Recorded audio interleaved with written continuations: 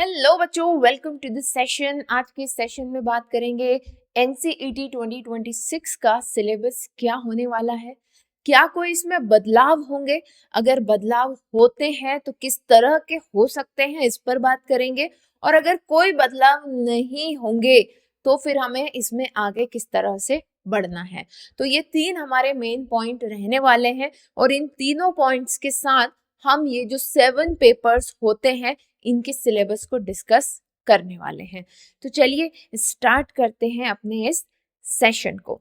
इस सेशन को देखने के बाद बच्चों, अगर आपके मन में कोई भी डाउट है तो आप कमेंट सेक्शन में लिख सकते हैं या डायरेक्टली मुझसे इंस्टाग्राम पर कनेक्ट होकर के अपनी कैरियर क्वेरीज को रिजॉल्व कर सकते हैं। सभी चीज़ों की लिंक नीचे डिस्क्रिप्शन में दी गई है।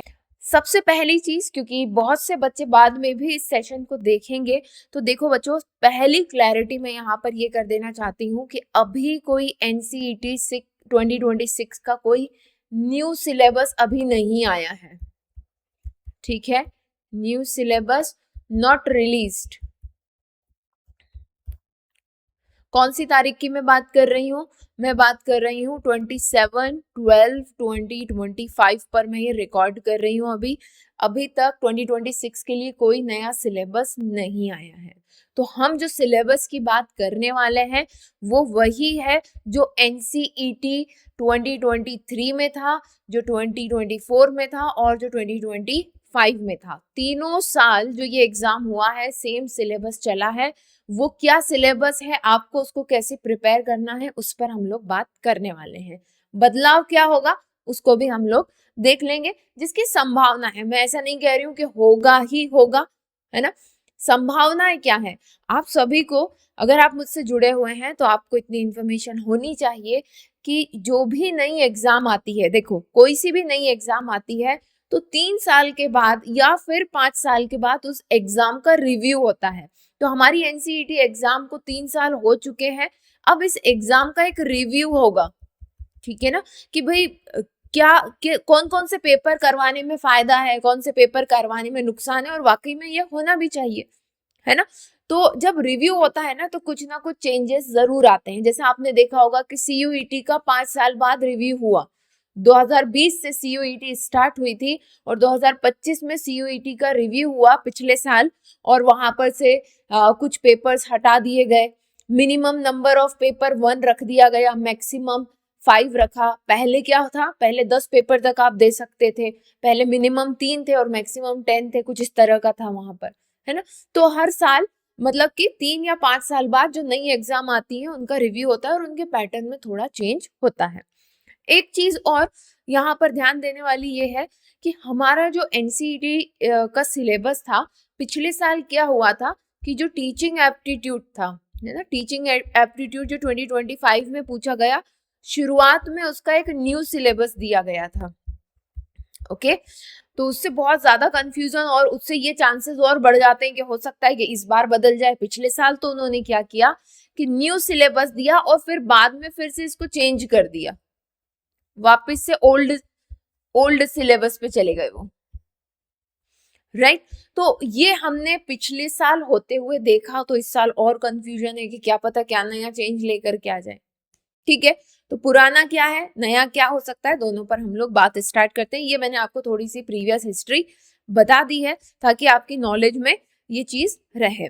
ओके, और भी जो इम्पोर्टेंट पॉइंट है यहाँ पर इस एग्जाम से रिलेटेड, हम उस पर बात करते चलेंगे। तो जैसा कि आप स्क्रीन पर देख पा रहे होंगे, है ना, मैं थोड़ा सा और जूम कर देती हूँ इसको। तो हमारा जो एनसीईटी का पेपर है उसमें 7 पेपर्स होते हैं। कितने पेपर्स होते हैं? 7 पेपर्स होते हैं।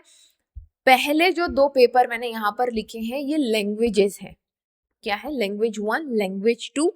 आप चूज कर सकते हैं, वहां से पूरी लिस्ट दी हुई है लैंग्वेजेस की। आप जो लैंग्वेज पढ़ना चाहते हैं या जो लैंग्वेज इसमें लेना चाहते हैं एनसीईटी एग्जाम में, वो आप ले सकते हैं। ठीक है, इररिस्पेक्टिव आपने वो 12th में पढ़ी है या नहीं, उससे कोई फर्क नहीं पड़ता। आपने इंग्लिश हिंदी पढ़ा, अब आपका बंगाली और संस्कृत लेने का मन है, आप ले लो, ठीक है। पर एक चीज ध्यान में रखना, जो लैंग्वेज आप ले रहे हो, क्या वो लैंग्वेज किसी इंस्टीट्यूट में आप कह सकते हैं कि कोई इंस्टीट्यूट उसको सपोर्ट करता है या नहीं। सपोर्ट करता है या नहीं, मतलब कि अलाउ करता है या नहीं, ऐसे बच्चे को अलाउ कर रहे हैं या नहीं कि हाँ भाई आपने संस्कृत और बंगाली से पढ़ा है, हमें कोई दिक्कत नहीं है, आप एडमिशन लो। ठीक है, तो यहाँ पर मेरा हमेशा ये कहना रहता है लैंग्वेज 1 और लैंग्वेज 2 के लिए सबसे पहली चीज कि आप दो different language low. Language 1 and language 2 different different होनी चाहिए पहली चीज ये, क्योंकि देखो आपके जो प्रोस्पेक्टस है ना उसमें भी लिखा हुआ है, तो क्यों जबरदस्ती में अपने लिए परेशानी क्रिएट करना। ठीक है, अगर 12th में एक ही लैंग्वेज पढ़ी है, मान लो हिंदी पढ़ा है तो हिंदी के 2 कोड हैं, इंग्लिश पढ़ा है तो इंग्लिश के 2 कोड हैं, वो लेकर के आप आगे बढ़ सकते हो। ठीक है, ये मैं पहले भी कई बार बता चुकी हूँ। अब लैंग्वेज 1 और लैंग्वेज 2 जो डिफरेंट है आपकी, उसके लिए आपको पढ़ना क्या है। मेन तो बात हम यही कर रहे हैं ना कि सिलेबस क्या है हमारा। सिलेबस क्या है, सिलेबस जो है आपने 12th तक जो भी लैंग्वेज आप ले रहे हो 12th तक जो उसकी ग्रामर है ना, ग्रामर, कम्युनिकेशन, कम्युनिकेशन में क्या आ जाता है, letter writing, email writing, dialogue writing, okay, paragraph writing, ये कैसे की जाती है। तो 12th तक की ग्रामर, कम्युनिकेशन और उसी को ले लें हम वोकेबलरी। ठीक, तो ये 3 चीजें आपको लैंग्वेज के लिए चाहिए, कोई सी भी लैंग्वेज हो, बंगाली हो तो ये 3 चीजों को देखना है, इंग्लिश हो तो इन तीनों चीजों को देखना है, और अगर हिंदी है तो इन चीजों को। अब ग्रामर में क्या आएगा, ग्रामर में हमें बड़ी अच्छी तरह से पता है कि भी ग्रामर में क्या आता है, बेसिक पार्ट्स ऑफ स्पीच, किसी भी। अब ये हिंदी को ग्रामर की जब मैं बात कर रही हूँ ना तो ये सबके लिए लागू है। ठीक है, हिंदी के लिए भी, इंग्लिश के लिए भी, सभी के लिए। देखो यहाँ पर ग्रामर में क्या आ जाता है, व्याकरण में पार्ट्स ऑफ स्पीच। ठीक, मेन चीज तो यही है। फिर टेंसेस आ जाते हैं, डायरेक्ट, डायरेक्ट एंड इनडायरेक्ट आ जाते हैं, एंड प्रीपोजिशन, ये सब तो पार्ट्स ऑफ स्पीच में आ ही गया, डायरेक्ट, इनडायरेक्ट वर्ड, और एक्टिव पैसिव,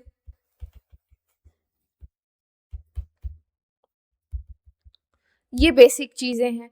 बाकी लेटर आ जाता है कम्युनिकेशन में, जैसे मैंने अभी आपको बताया ही, लेटर राइटिंग, ईमेल। अब लेटर में भी फॉर्मल, इनफॉर्मल,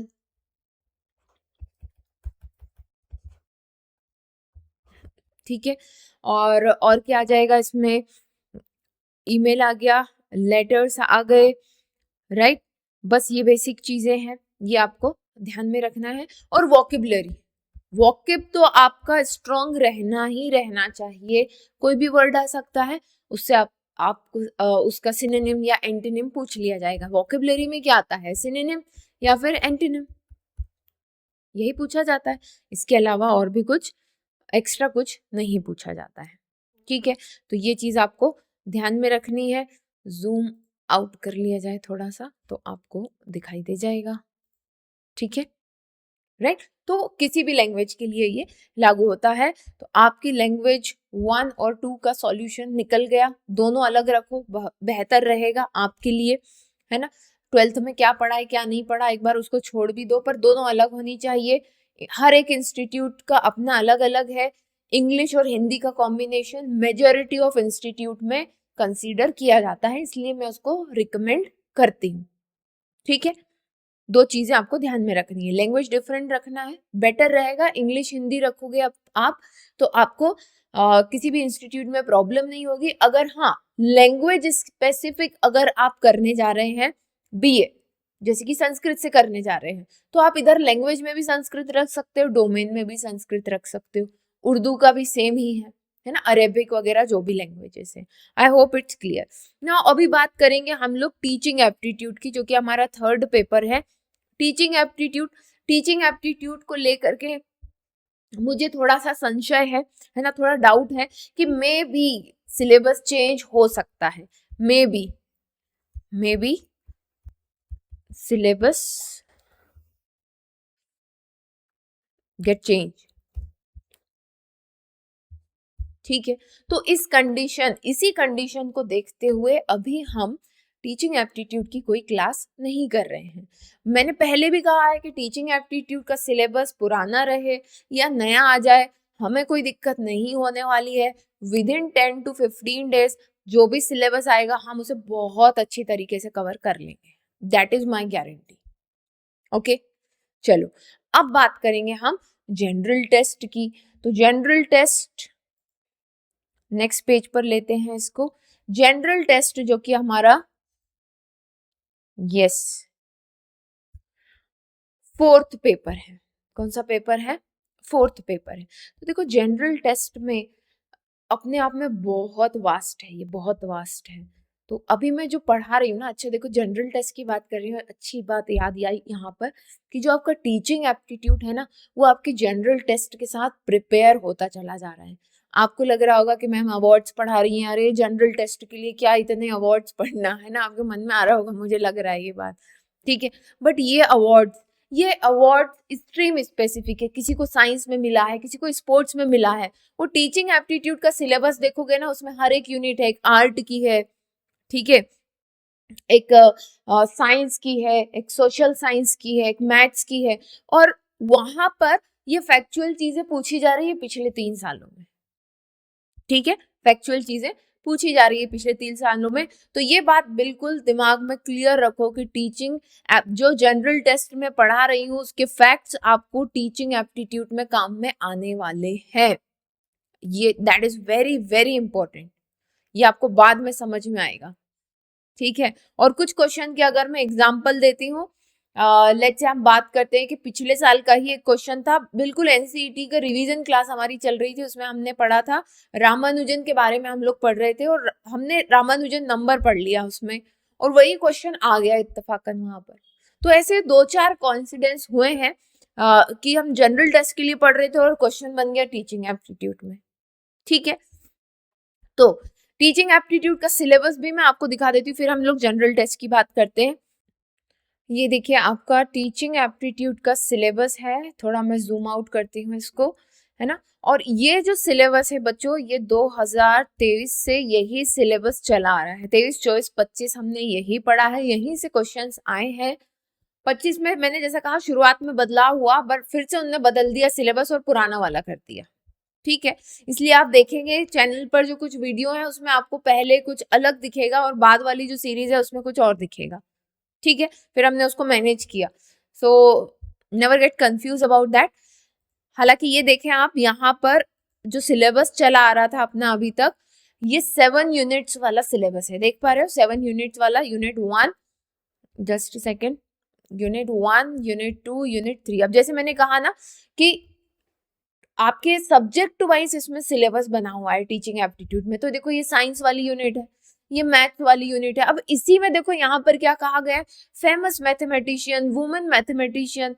तो फेमस और वुमेन मैथमेटिशियन कौन है जिन्हें अवार्ड, अगर ये फेमस है ना, और अपने आप में कुछ अलग काम किया है, तो ऑब्वियस सी बात है इन्हें अवार्ड्स मिले होंगे, इनका कहीं ना कहीं नाम आता होगा।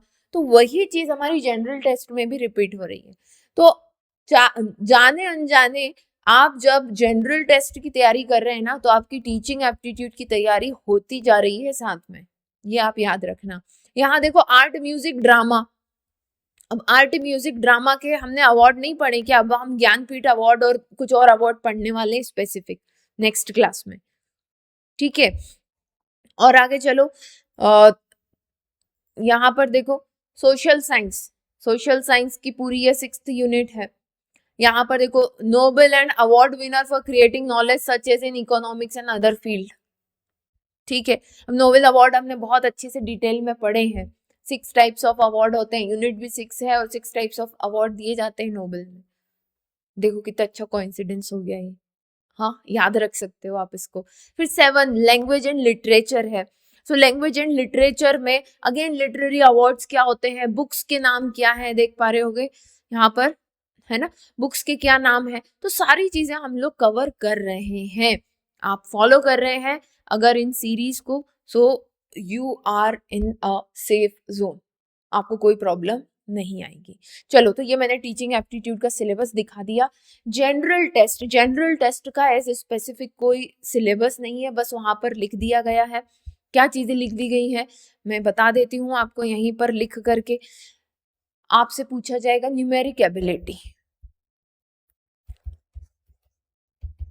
और बाय द वे अगर आप लैंग्वेज, टीचिंग एप्टीट्यूड और जनरल टेस्ट की स्ट्रक्चर्ड वे में तैयारी करना चाहते हैं तो आप मेरे साथ मेरे कोर्स में जुड़ सकते हैं, जहां पर बहुत ही स्ट्रक्चर्ड वे में हर एक टॉपिक को मैंने पढ़ाया है। ओके, सारी डिटेल्स आपको नीचे डिस्क्रिप्शन में वीडियो के मिल जाएंगे। So numeric ability, right, numeric ability में क्या है, वही आपने टेंथ तक जितने भी मैथ्स के कॉन्सेप्ट पढ़े हैं, ठीक है, that is a numeric ability. फिर आपका रीजनिंग एबिलिटी होनी चाहिए, ठीक है। अब रीजनिंग के तो अलग ही टॉपिक्स होते हैं, वर्बल, नॉन वर्बल, ये सारी चीजें उसमें आएंगी। फिर आपसे यहाँ पर जीके पूछा जाता है, करंट अफेयर पूछा जाता है ना, जीके, करंट अफेयर और GS, general knowledge, current affair, general science, ये मिल करके आपका क्या बनाते हैं, पूरा जनरल टेस्ट बनाते हैं। क्लियर है? तो इसी की तो हम पढ़ाई कर रहे हैं, और कुछ अलग से थोड़ी ना हम पढ़ रहे हैं, ठीक है। ये पूरा पार्ट मैं आपको यहाँ पर यूट्यूब पर बहुत ही डिटेल में पढ़ा रही हूँ, जो यहाँ पढ़ा रही हूँ वही वो भी बच्चे पढ़ रहे हैं, ठीक है, बल्कि यही क्लासेस वो पढ़ रहे हैं। फिर बात करते हैं हम डोमेन 1, 2 और 3 की।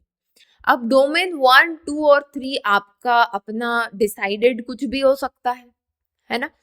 अब आप इसके लिए कॉमन चीज ये समझ लें कि डोमेन 1, 2, 3 आपका जो भी है उसकी एनसीईआरटी, है ना, एनसीईआरटी 12th बुक आप ले लो, होगी ही आपके पास, है ना, उसको पूरा डिटेल में पढ़ जाओ।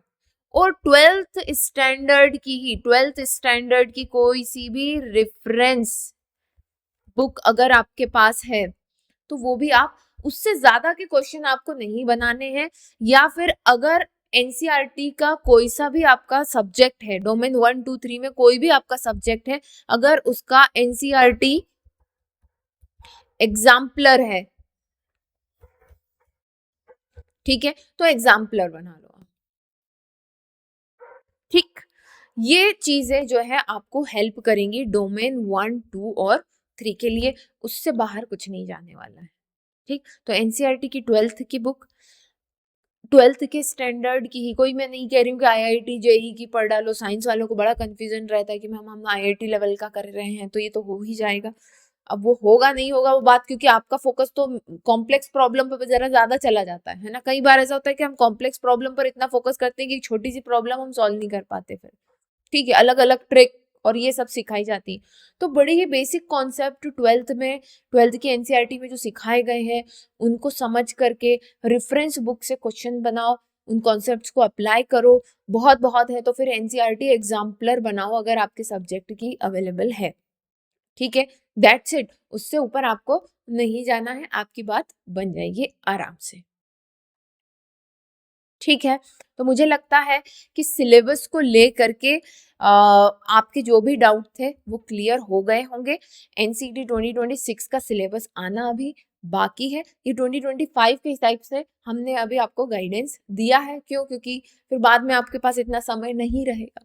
अब चेंजेस क्या हो सकते हैं उसकी बात करें, बच्चों के मन में काफी रहता है कि मैम क्या कुछ चेंज होगा, तो मे बी है ना, ऐसा कुछ पक्का नहीं है, इसलिए मैं लास्ट में बता रही हूँ ये कि टीचिंग एप्टीट्यूड का सिलेबस चेंज हो सकता है ना, मे चेंज, है ना। और मुझे लगता है कि कोई एक लैंग्वेज पेपर जो है वो रिड्यूस हो सकता है, मतलब कि 2 लैंग्वेज है, हो सकता है कि एक ही लैंग्वेज हो जाए, ठीक है। बट ये मेरे अपने परसेप्शन है, जो सीयूईटी में मैंने देखा है, जिस पैटर्न को फॉलो होते हुए उसके अकॉर्डिंग मैं आपको बता रही हूँ। बाकी होगा नहीं होगा वो तो हमें 2026 का जो सिलेबस आएगा उसी में पता चलेगा, ठीक है। तो this is it from my side. I hope कि आपको एक प्रॉपर गाइडेंस मिला होगा। और इसके अलावा भी अगर आपके मन में कोई डाउट है तो आप नीचे कमेंट सेक्शन में ज़रूर लिखें। इंस्टाग्राम पर मुझसे कनेक्ट कर सकते हैं, है ना, for the your personal career guidance और एनी क्वेरी। ठीक, चलिए फिर मिलते हैं नेक्स्ट सेशन में। तब तक के लिए best of luck and bye.